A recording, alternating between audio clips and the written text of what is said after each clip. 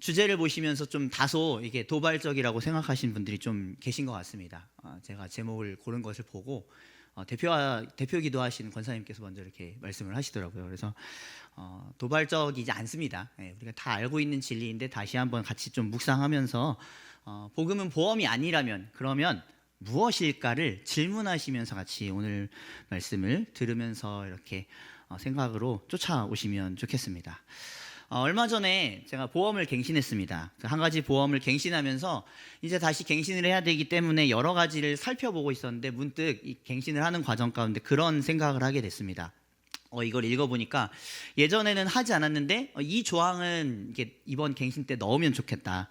이게 아이들 위해서 필요할 것 같고 또 이것도 들어놓으면 좋겠다라는 생각이 들어서 처음에 생각했던 금액보다 더 많은 조항들을 추가했다 보니까 비용이 발생하게 됐습니다.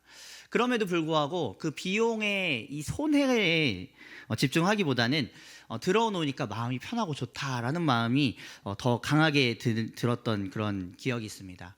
우리가 당장에 손해가 있더라도 나중을 위해서 챙겨놓는 여러 가지 보험들이 있죠. 이것을 드는 여러 가지 이유들이 있습니다. 그런데 아무래도 공통점이라고 한다면 미래에 대한 투자의 개념이 있다. 바로 이것을 생각할 수 있습니다. 그런데 사실 이름을 제가 보험이라고 지칭했을 뿐이지 우리는 인생을 살면서 많은 것들을 우리의 보험으로 삼습니다. 무엇이 있을까요? 저축, 예금, 부동산, 주식 이런 그 재물에 관련된 것도 있지만 또 나의 학식이나 학력, 명예 이런 나의 스펙 이런 것일 수도 있고요. 또 기술과 재능일 수도 있습니다. 또 한편으로는 관계, 내 주변의 지인들, 내 그 여러 가지 이 인간관계들 그리고 자식이 될 수도 있죠. 옛날에는 사실 자식이 나의 보험이나 다름없었지 않습니까? 이런 것들이 우리를 불안에서 건져주고 평안으로 인도하는 그런 자산을 주는 보험과 다름없다는 것이죠.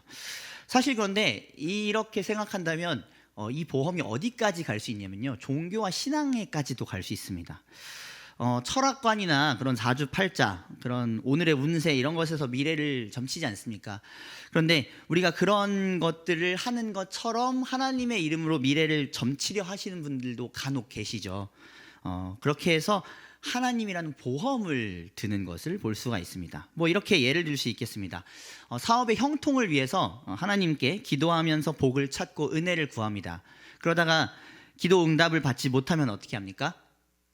이 보험이 별로 이렇게 효과가 없구나라고 하면서 이제 옆 종교로 건너가서 부처에게 절하고 알라에게 빌죠. 이렇게 실속 없는 보험은 폐기 처분하고 다른 보험으로 갈아타는, 마치 분산 투자와도 같죠.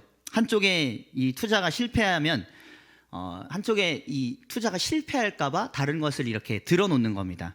그래서 어느 한쪽에라도 수익을 얻고 이 위험을 줄이겠다 이런 분산 투자를 하는 식으로 우리가 이 하나님에 대한 이 신앙을 보험으로 삼는 분들도 계신다는 겁니다. 이번 주간에 제가 서울대공원을 다녀왔는데요. 동물 구경을 하던 중에 뭘 봤냐면 호랑이를 봤습니다. 그런데 이 호랑이만 보고 호랑이 참 이쁘고 잘생겼고 키도 크고 힘도 좋아 보인다 이런 것만 보고 그냥 지나가면 상관없는데 그 옆에 뭐가 이렇게 달려 있었냐면요. 종이가 빼곡하게 달려 있었습니다. 그래서 그 종이에 뭐가 써 있나 봤더니 사람들의 소원이 써 있는 겁니다. 네. 그래서 그래 뭐 그럴 수 있지 재미 삼아서 뭐 그렇게 할 수 있지 않나. 그런데 거기에 설명에도 호랑이는 뭐 영물입니다. 이것이 우리의 소원을 들어줄 하나의 매개체가 될 겁니다. 이렇게 써 있는 겁니다. 중요한 건 빼곡하게 써 있다는 겁니다. 그냥 종이가 빈 종이가 별로 없었어요. 다 소원이 빼곡하게 적혀 있습니다. 그걸 보면서 제가 이런 생각을 하게 됐습니다. 참 우리가 나에게 유익이 된다면 어떤 것도 우리는 보험으로 삼고 어떤 것도 우리는 신으로 삼을 수 있는 존재들이구나. 사람은 그렇게 한낱 동물, 호랑이를 사람이라고 칭하지 않죠. 그 동물이라고 하지 않습니까? 그런데 그것을 영물로 삼아서 얘가 영적인 존재야, 얘가 응답할 거야 라고 칭호를 붙여서 우상신으로 삼는다는 거죠. 그렇게 하고 소원을 빕니다. 물론 그게 이루어질 거라고 생각 안 할 수 있습니다. 그런데 그걸 하는 것 자체가 뭡니까? 이 호랑이 신에게 보험을 드는 거죠. 여러분들도 혹시 하나님을 이런 식으로 생각하고 계시지 않습니까? 적어도 수예배를 드리는 여러분들께서는 그런 분 없으리라고 저는 생각되지만 혹시 우리 마음 가운데도 그런 마음으로 하나님께 다가갈 수 있다는 겁니다. 하지만 성경은 그런 믿음의 분산 투자를 하지 말라고 명령하고 있습니다. 믿음의 분산 투자, 재산도 자식도 심지어는 호랑이에게까지도 내 소원과 모든 나의 갈망들을 다 분산해서 투자하지 말라고 하는 겁니다. 십계명이 명하는 것이 무엇입니까? 주님과 우리가 가져야 될 마땅한 관계에 대해서 명령하는데 거기서 신명기 5장 7절에는 이렇게 말씀하고 있습니다. 우리 이 말씀 같이 한번 읽어보겠습니다. 나 외에는 다른 신들을 내게 두지 말지니라. 나 외에는 다른 신들을 내게 두지 말지니라. 다른 말로 하면 나 외에는 다른 것을 보험으로 삼고 거기에 분산 투자하지 말라라고 말씀하시는 것이죠. 하나님 한 분께만 모든 복과 은혜와 평강을 구해야 한다는 겁니다. 자, 그런데 이 말씀을 최초로 받았던 이스라엘 백성들이 그것을 성공했을까요? 그렇지 않습니다. 우리가 성경을 읽어보면 번번이 그들은 그것에 실패했습니다. 십계명을 받자마자 일어났던 사건이 뭐였죠? 아론을 통한 이스라엘 백성들의 우상 숭배였죠. 금송아지가 우리의 하나님이다. 아까 제가 호랑이를 하나님으로 삼는다고 말하면서 여러분들이 비웃으셨죠. 그런데 실제로 이스라엘 백성들이 먼저 그랬고 저와 여러분들도 그럴 수 있다는 거죠. 그래서 그 역사가 어떻게 흘러가죠? 애굽에 그리고 또 다른 민족들의 신을 수도 없이 찾는 결과로 이스라엘 백성들의 그 역사 가운데 흘러갔습니다. 그 계보를 따르는 저와 여러분들도 그런 줄기가 있다는 거죠. 그래서 우리는 나를 잘 되게 해줄 것들이 있다면 언제든지 우리가 섬기고 있던 하나님을 최고의 복, 최고의 보험으로 삼지 않고 다른 것으로 얼마든지 갈아타고 다른 보험들을 얼마든지 들기 마련이라는 겁니다. 하나님께서는 이런 이스라엘 백성들이 자기를 섬기지 않는 것에 대해서 분노하신 것이 아닙니다. 이스라엘 백성들의 면면을 살펴보면 하나님을 섬기지 않고 아예 떠난 적은 없어요. 그런데 뭘 했습니까? 자꾸 하나님 옆에 다른 신들을 올려두었죠. 옆에 두었죠. 다른 것을 비교 대상으로 삼았다는 겁니다. 여러분, 우리가 만약에 연인이 있는데 그 연인 옆에 자꾸 연인과 비교되는 대상을 말하면서 저 누구 여자친구는 괜찮던데 이렇게 말하기 시작하면 어떻게 되죠? 뺨 맞는 건 감사한 거죠. 안 죽으면 다행이죠. 예. 그렇게 비교 대상 삼는 것 자체가 뭐죠? 모욕이죠. 하나님께 이스라엘 백성들이 그렇게 했다는 겁니다. 하나님께서는 1계명에서 말씀하시는 게 너희가 나 외에 다른 신들이라는 것을 아예 두는 것 자체를 너희가 하면 안 된다라고 지금 얘기하시는 거예요. 그러니까 옆에 무엇인가를 자꾸 올려두지 말라는 겁니다. 불편하시다는 겁니다. 그것을 하나님께서 그래서 뭐라고 표현하시죠? 음란함이라고 표현하십니다. 영적 음란함. 그래서 하나님께서 거기다 뭘 표현하시죠? 질투와 분노를 쏟아내십니다. 그러기에 오늘 이 말씀 앞에 서는 저와 여러분들이 하나님을 보험처럼 대한다고 생각하는 순간 그것이 하나님과 비교 대상이 되면서 우리는 다른 신들을 옆에 두게 되는 겁니다. 우리가 하나님을 떠나진 않습니다. 여전히 하나님을 섬깁니다. 그런데 자꾸 왔다 갔다 하는 그것 자체를 하나님께서 분노하신다는 겁니다. 그렇게 대하지 않는 저와 여러분들이 됐으면 좋겠습니다. 오늘 말씀처럼 복음은 보험이 아니기 때문입니다. 우리가 하나님을 자연스럽게 보험 취급하듯이요, 우리는 신앙생활을 하면서 복음을 보험 삼는 경우가 많습니다. 예수님께서 나의 죄를 위해서 죽으시고 부활하셔서 생명을 주셨다, 이것을 모르는 성도님들은 없으실 겁니다. 심지어는 불신자들조차도, 적어도 대한민국에 사는 분들이라면 한 번쯤은 전도를 받아서 이 내용을 모르는 분들은 없다라고 심지어는 얘기를 하더라고요. 하지만 문제는 뭐냐면 이 복음의 그 내용을, 복음의 그 능력을 보험으로 삼아버린다는 게 문제입니다. 다른 말로 하면 이 복음을 갖고 제일 좋은 것으로 삼고 간직해야 되는데 그것을 자꾸 뒷전에 두고 다른 무엇인가를 찾으면서 내겐 이게 더 좋은 소식이야 라고 우리가 향하는, 그것이 우리 죄인들의 문제라고 할 수 있다는 겁니다. 역으로 우리는 이 복음이 우리에게 어떤 의미인지를 깊이 생각해야 합니다. 복음에 머물러야 됩니다. 이 의미와 능력과 적용을 생각해야 합니다. 만약에 그 안에서 우리가 기쁨을 찾지 못하면요, 계속 세상의 다른 기쁨의 주제들로 우린 넘어가게 됩니다. 그리고 이 복음은 어떻게 될까요? 내가 행해야 될 어떤 원칙 혹은 위급할 때만 찾는 보험, 이렇게 전락하게 됩니다. 자, 이것에 대해서 조금 더 깊이 생각해 보겠습니다. 우리가 복음이 아니라 복음의 결과, 선한 삶과 우리의 성품의 변화와 어떤 전도의 열매, 여러 가지 것들, 그리고 우리가 살아야 될 복음의 제자된 삶의 방식들, 이런 결과에 대해서만 집중하면요, 우리는 자꾸 무엇을 보게 되냐면 그대로 살지 못하는 우리 자신을 발견하게 됩니다. 자꾸만 그 삶의 기준이 높아 보이고 포기하고 싶어집니다. 심지어는요, 그 시선이 이제 나에게 돌려지던 것들이 남들에게 향해집니다. 그러면서 어떻게 말하냐면, 저 교회가 문제야. 저 교인이 크리스찬답게 살지 못해서 문제야. 라고 하면서, 만약에 그 시선이 자기한테 돌아오면 어떻게 하냐면요, 나에게는 이유가 있어. 난 이렇게 연약해. 라고 하면서 연민에 빠진다는 겁니다. 이것은 복음의 결과에 집중한 것의 열매입니다.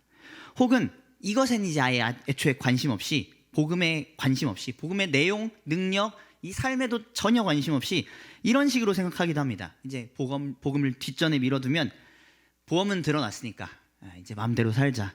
자기 생각대로만 마음껏 살아갑니다. 그러다 이제 고난과 역경이 닥치면 그때서 이제 묵혀놓던 보험이 이제 쓸모가 있다라고 하면서 꺼내면서 이렇게 하죠. 주님 살려주십시오. 예수님 이번만 건져주시면 하나님의 뜻대로 살아가겠습니다. 라고 해서 주님께서 건져주시면 어떻게 할까요?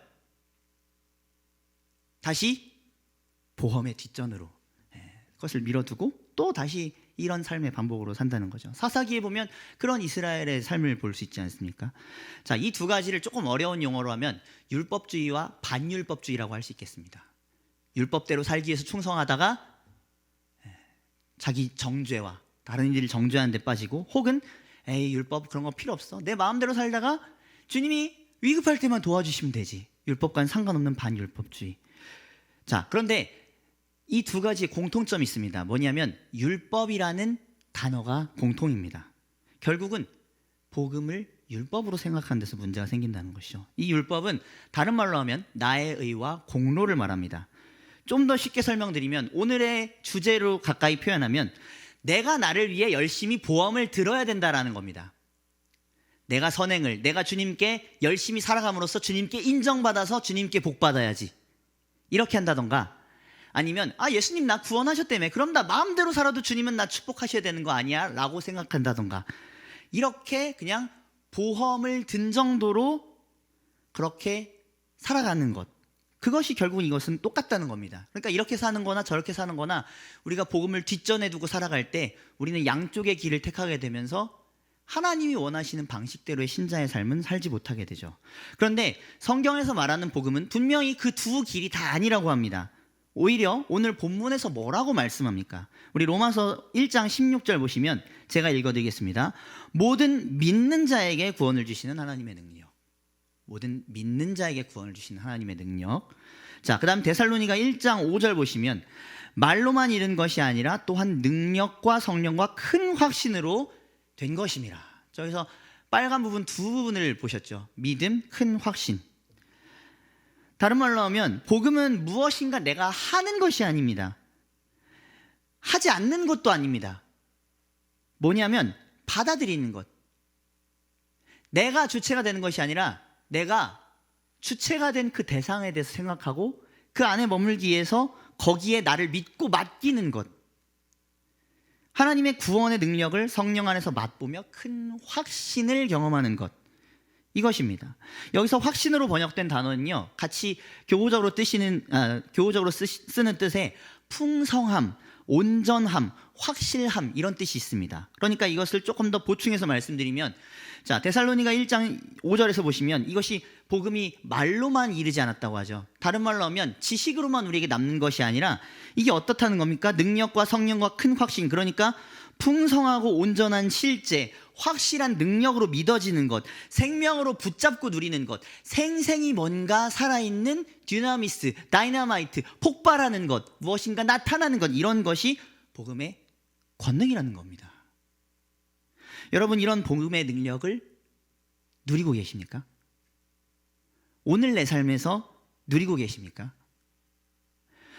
이번 주 담임 목사님께서 하나님 나라의 백성으로 살기라는 제목으로 말씀을 선포해 주셨습니다. 그 중에 마지막 부분, 복음을 믿어야 한다는 주제를 설명하시면서 회심의 급격한 변화가 일어나는 것이 꼭 필요하다 이렇게 말씀하셨는데, 그것이 성도이며 제자의 삶이라고 말씀하지 않았습니까?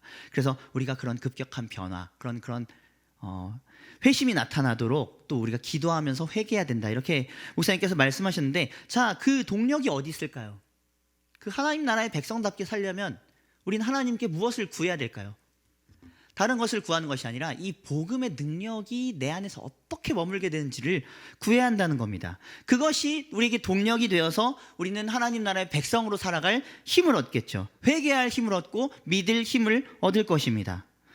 로마서와 데살로니가전서, 오늘 본문을 기록한 사도 바울은 복음을 부끄러워하지 않는다고 말씀하고 있습니다. 왜냐하면 이 구원의 능력을 자기가 직접 경험하면서 자신이 급격한 변화를 경험했고, 또 함께 변화하는, 그 복음에 따라서 함께 변화하는 이들을 봤기 때문에, 야, 이것은 정말 구원하신 하나님의 능력이고 역사구나라고 그렇게 당당하게 증거할 수 있었다는 겁니다. 부끄러워하지 않게 되었다는 겁니다. 그리고 바울 자신이 설명하면서 이렇게 말합니다. 내가 변한 것만 보아도 복음이 살아있는 것 아니겠느냐, 이것이 복음의 능력이고 증거이지 무엇이겠느냐라고 말했다는 거죠. 그래서 바울의 태도를 우리가 항상 보면 담대하고 주저함이 없지 않습니까? 저와 여러분들은 오늘 이 말씀을 나의 것으로 받으며 복음의 말씀으로 능력을 받아야 할 줄로 믿습니다. 변화를 체험해야 할 줄로 믿습니다. 우리가 살아있는 지식을 경험하면 우리는 그것을 살아있게 전하게 됩니다. 와, 이거 정말이네, 진짜네, 이거에 능력이 나타나네 봤다면 우리가 살아있게 전할 수밖에 없다는 거죠. 그저 풍문을 침 튀기면서 열변을 토하며 전하는 사람 없습니다. 그런 사람은 사기꾼이죠. 눈빛이 흔들립니다. 자세히 보면 거짓말을 해요. 그런데 직접 사건을 경험한, 직접 사건을 목격한 증인은 어떻죠? 내가 봤다, 내가 겪었다, 그런 큰 확신 가운데 간증한다는 겁니다. 우리의 신앙생활, 우리의 제자훈련, 선교와 전도가 이것을 기반으로 하지 않겠습니까? 이러한 삶을 사는 사람들이 복음을 보험쯤으로 생각하겠습니까? 아니요, 매일 먹어야 할 양식으로 생각할 것입니다. 내가 이것 없으면 죽는다, 내가 이것의 능력을 오늘 받아들이지 않는다면 제자훈련, 신앙생활, 전도와 선교할 수 없다, 열매 맺을 수 없다, 그렇게 고백하면서 최우선순위로 삼게 되겠죠. 자, 그렇다면 질문을 드리겠습니다. 이 복음의 내용이 무엇이기 때문에 이런 능력이 어떻게 나타날까요? 대체 이 복음의 내용이 무엇이기에 우리가 알고 붙잡아야겠습니까? 혹은 우리가 이것을 붙잡지 못한다면 그 이유는 무엇이겠습니까? 여기에 대해서 또 살펴보도록 하겠습니다. 자, 복음을 보험 삼는 가장 큰 이유가 뭘까요? 저는 이것이 오해에서 기반된다 생각합니다. 오해. 어떤 오해일까요? 복음을 어떤 방식과 삶으로 아는 것. 다시 말씀드릴게요.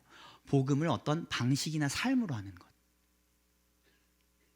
그러니까 우리가 이렇게 표현하지 않습니까? 복음대로 살아야 된다, 복음에 합당하게 살아야 된다, 이것을 우리가 잘 압니다. 그러면서 어떻게 사는 것이 복음대로 사는 삶이다, 어떻게 사는 것이 복음대로 행하는 삶이다, 제자된 삶이다.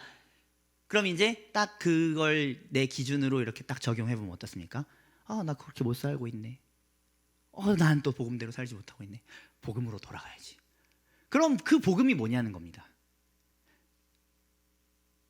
그러니까 정작 우리는 지금 오해하는 포인트가 거기에 있다는 거죠. 복음 자체에 있기보다는 복음으로 맺혀진 어떤 무엇인가에 집중하기 때문에 우리가 복음대로 사는 삶에 있어서 무엇인가 핀트가 어긋나 있다는 겁니다.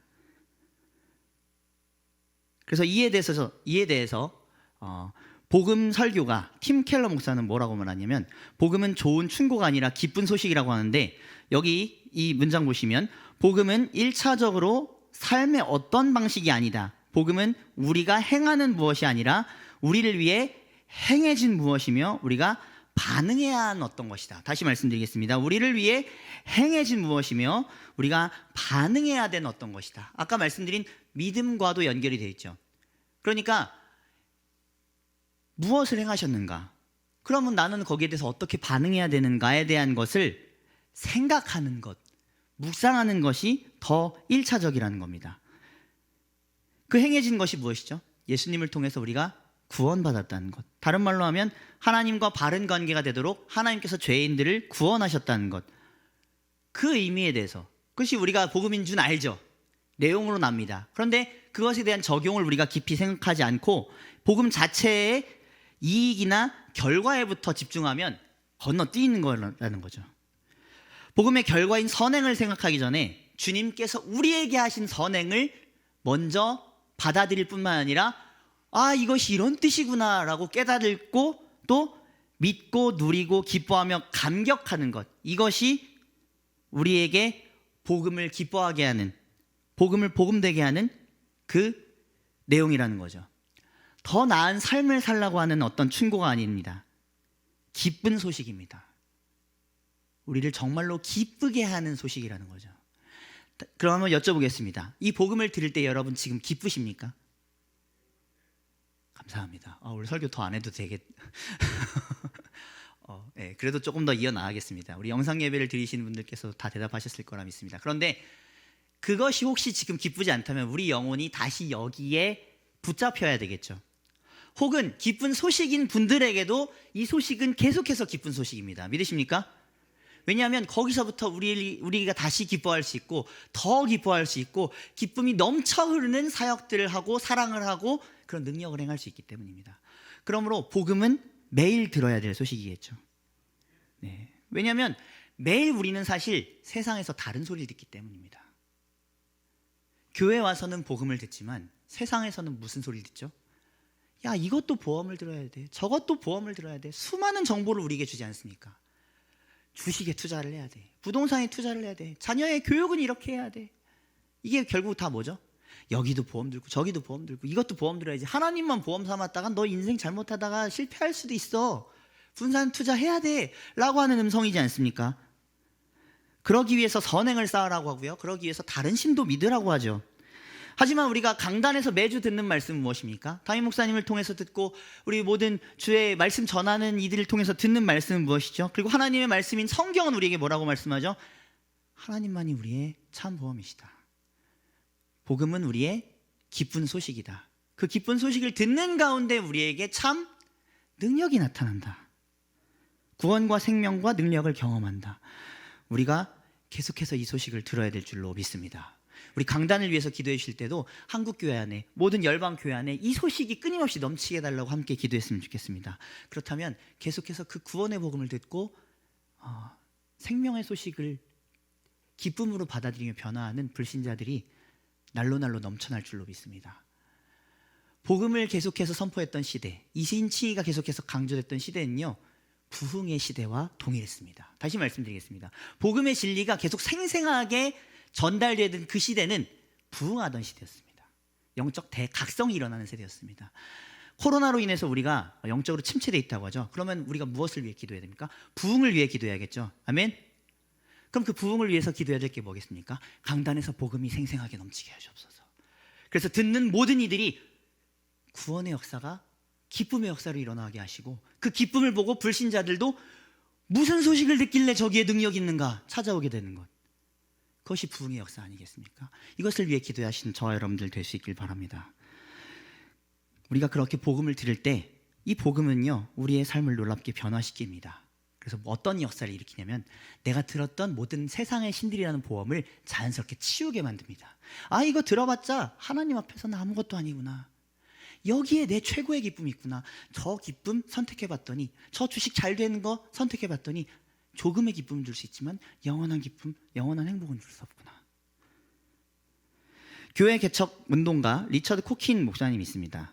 그분은 그것을, 이러한 복음의 능력을 이와 같이 설명합니다. 화면을 보시면서 같이 보시면 좋겠습니다. 예수님을 처음 믿을 때 우리는 말로 표현할 수 없는 크고 심한 고난과 고통 중에서도 하나님의 평안으로 안위하심을 누리게 된다. 또한 그분과 함께하는 소망에서 오는 새 힘을 얻게 된다. 그분과의 인격적인 관계로 삶의 깊은 만족을 느끼게 된다. 더불어 우리 것으로 여겨지고 우리 안에서 자라나는 그리스도의 의로움으로부터 오는 기쁨을 날마다 경험하기 시작한다. 즉 우리는 믿을 수 없는 정도로 후하게 주시는 하나님의 은혜를 누리기 시작한다. 이러한 은혜를 더 누리고 싶으시지 않습니까? 혹시 못 누리고 있다면 회복하고 싶지 않으십니까? 저는 적어도 이 말씀을 수요 강단에서 듣고 있는 저와 여러분들은 이 생명의 역사를 이미 하나 이상은 맛봤을 것이라 생각합니다. 그런데 그것이 중요한 것이 아니죠. 맛봤다가 중요한 것이 아니라 맛 보고 있다, 맛 볼 것이다가 중요한 거 아니겠습니까? 이런 복음의 능력을 날마다 매 순간 경험하시는, 혹시 멀어지셨다면 다시 이것으로 가까워질 수 있는 저와 여러분들 될 수 있기를 간절히 바랍니다. 오늘 기도하실 때 이것을 위해서 기도하시면서 이러한 삶을 회복할 수 있는 저와 여러분들이 될 수 있길 간절히 바랍니다. 자, 그렇게 기도하시면서 한 가지 미션을 드리겠습니다. 동시에 가정과 직장과 삶의 자리로 돌아가셔서 한 가지 하셔야 될 게 있습니다. 오늘 이 자리에선 기도하시고 앞으로도 기도하시겠지만 돌아가셔서 기도와 함께 하셔야 될 것, 바로 무엇이냐면요, 이 문장입니다. 날마다 자신에게 복음을 전하라. 다시 한번 말씀드리겠습니다. 날마다 자신에게, 스스로에게 복음을 전하십시오. 이것은 복음 선교단체인 내비게이토 그 간사였던 제리 브리지츠라는 이 간사님인데, 그분이 저술했던 책 제목이기도 합니다. 그는 이 책에서 다음과 같이 이야기하고 있습니다. 당신 스스로에게 복음을 전한다는 것은 스스로의 죄악됨을 계속 직시하고 예수님의 피와 의로운 삶을 믿음으로 그분께로 피하는 것을 뜻합니다. 진지하게 거룩한 삶을 계속 추구할수록 당신이 얼마나 끔찍한 죄인인지를 깨닫기 시작할 것입니다. 복음을 매일 스스로에게 전하는 것을 배우지 않으면 얼마 있지 않아 거룩한 삶을 추구하는 데서 맥이 빠지게 될 것입니다. 우리 죄를 씻기는 것은 우리 죄에 대해서 뉘우치거나 슬퍼하는 것도 후회하는 것도 무슨 근신기간을 갖는 것도 아닙니다. 우리의 양심을 깨끗하게 하고 하나님과 화목하게 해주는 것은 2000년 전 갈보리에서 단번에 흘려졌고 매일 심지어 하루에도 몇 번이고 우리의 것으로 할 수 있는 그리스도의 피의 능력입니다. 아멘. 그리스도의 피의 능력, 우리가 그 안에 속함을 다시 한번 믿고 날마다 붙잡을 수 있길 소망합니다. 이 복음을 믿도록 성령님께서 우리 안에 믿음이라는 그 큰 열매를 주시고 그 믿음으로 우리를 거듭나게 하셨죠. 그 큰 일을 행하셨기에 우리는 이 믿음으로 그리스도의 피의 복음을 붙잡아야 할 줄로 믿습니다. 어떻게 해요? 날마다 매 순간 우리 자신에게 이 복음이 임했음을 선포하며 붙잡을 수 있기 바랍니다. 그의 피가 저주와 죄와 사망 가운데서 끊고 의와 거룩과 생명으로 우리를 이끄실 수 있다는 것을 큰 확신 가운데 믿으며 나아가신 저와 여러분들 될 수 있기 바랍니다. 그렇게 우리의 삶의 자리에서 그것을 들고 가서 하나씩 적용합시다. 내가 실패했던 자리, 내가 자꾸 넘어졌던 자리, 나에게 우울감과 상실감을 주는 자리, 내가 이것은 극복할 수 없어라고 하면서 좌절하고 실망했던 자리, 상대에게 분노하고 미워하며 살아갈 수 없었던 그 자리에서 이 복음을 선포하신 저와 여러분들 될 수 있기 바랍니다. 그리스도께서 나를 구원하셨다, 이 죄로부터 나를 구원하셨다, 하나님께서 나를 일으켜 주실 것이고 성령님께서 내게 힘 주실 것이니 나는 이길 수 없으나 주께서 이기게 하실 것이다.